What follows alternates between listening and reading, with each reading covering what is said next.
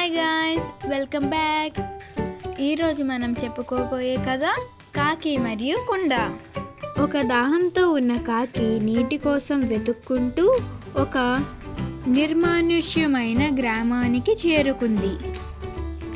అక్కడ దానికి ఒక కుండ కనిపించింది.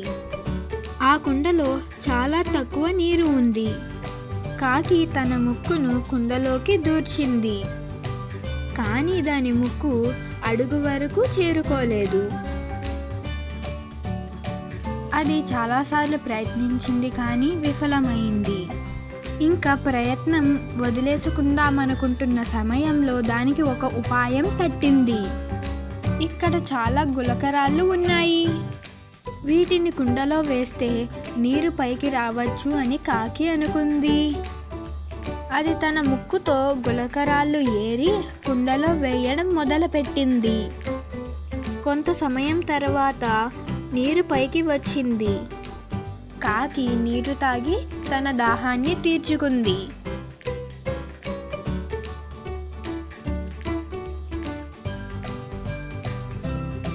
నీతి: సంకల్పం ఉంటే మార్గం ఉంటుంది. Please do like, share and subscribe.